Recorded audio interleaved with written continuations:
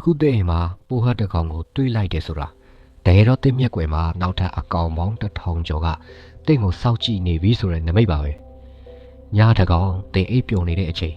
တင်လုံးဝမလှုပ်ရှားနိုင်တော့တဲ့အချိန်မှာသူတို့ဟာတင်ရဲ့မိဖို့ကြောင့်တင်မကပဲတင်ရဲ့အိပ်ရာဘေးအထီကိုရောက်လာတတ်ပါတယ်အစာမရှိရင်တော့တင်ရဲ့လက်သေးခြေသေးနဲ့မျက်တောင်တွေကိုတော့လာကြိုက်စားဖို့ဝန်မလေးတဲ့ဒီတတော်တွေဟာကျွန်တော်တို့ထင်ထားတာထက်ပိုပြီးတော့အများကြီးကြောက်စရာကောင်းပါတယ်ပိုးဟတ်တွေအနားရောက်လာရင်ဒါမှမဟုတ်သူတို့ရဲ့ပုံးနေတဲ့နေရာကိုရောက်ရင်ရတဲ့အနက်တစ်ခုကိုသတိထားမိမှာပါဒါဟာရိုးရိုးညစ်ပတ်လို့ထွက်လာတဲ့အနက်တော့မဟုတ်ပါဘူး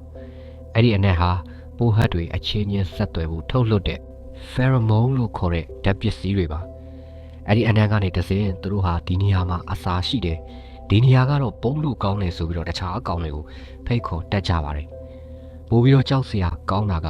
ပိုးဟတ်တကောင်တီးသွားတဲ့အခါအနံ့စိုးတစ်ခုကထပ်ပြီးတော့ထွက်လာပါတယ်အဲ့ဒါကတော့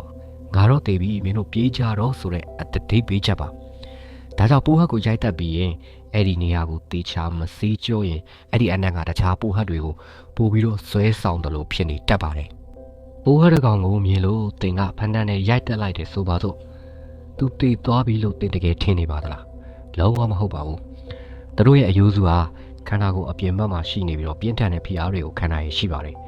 သူတို့ရဲ့ခေါင်းကိုဖြတ်တောက်လိုက်ရင်တော့မှသူတို့ကချက်ချင်းမသေးပါဘူးတပတ်လုံးလုံးခေါင်းမပါပဲလမ်းရှောင်နေနိုင်ပြီးတော့နောက်ဆုံးမှာရေငတ်လို့သာတည်ဆုံးသွားကြရတာပါပိုးဟတ်တွေဟာမျိုးပွားနှောင်းအယမ်းမြန်ယုံတင်မကပဲသူတို့ရဲ့ကလေးတွေကိုကျွေးမွေးပုံကလည်းထူးဆန်းပါတယ် Diplothera pentata လို့ခေါ်တဲ့ပိုးဟတ်မျိုးစိတ်ဟာသူတို့ရဲ့ကလေးတွေကိုပိုးဟတ်နို့လို့ခေါ်တဲ့ protein တဲ့အယမ်းများတဲ့အရည်တစ်မျိုးကိုတိုက်ကျွေးတတ်ပါတယ်ဒီအရည်ဟာနွားနို့ထက်3ဆလောက် protein ပိုများတယ်လို့သိပ္ပံပညာရှင်တွေကဆိုပါတယ်ယုံစရာကောင်းပေမဲ့ဒါဟာသူတို့ကဘာပေါ်မှာတန်းနဲ့ချီတဲ့နှစ်တွေအထိရှင်သန်နိုင်ခဲ့တဲ့လှုပ်အချက်တွေပါ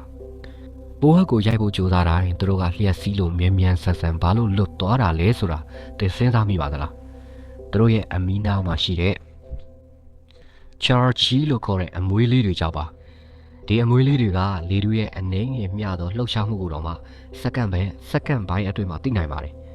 ပြီးတော့သူတို့ဟာတစ်စက္ကန့်ကိုခန္ဓာကိုယ်အရှည်ရဲ့အစ90လောက်အထိပြေးနိုင်ပါတယ်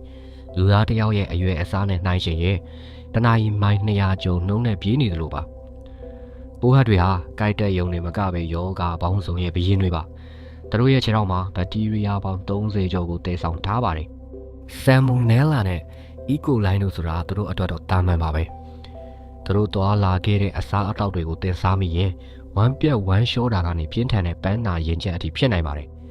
နောက်တစ်ခါသဲအိမ်မှာပိုးဟတ်တကောင်ကိုတွေ့ရင်ဒါဟာတိုက်ဆိုင်မှုတခုမဟုတ်ဘူးဆိုတာသတိရပါသူတို့ဟာကမ္ဘာပေါ်မှာနှစ်ပေါင်းတန်30ကျော်ရှင်သန်လာခဲ့တဲ့စစ်မှန်တဲ့ survivor တွေပါ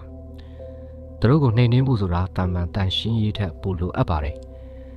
တင်ကိုယ်တိုင်ရောပိုးဟတ်တွေစီကရတဲ့အဲ့ဒီအနံ့ဆိုးကိုခံစားဘူးလားကွန်မန့်မှာပြောပြသွားပါဦးနောက်ထပ်လည်းဗီဒီယိုအသစ်တွေကိုဆက်လက်ကြည့်ရှုခြင်းနဲ့ဆိုပါက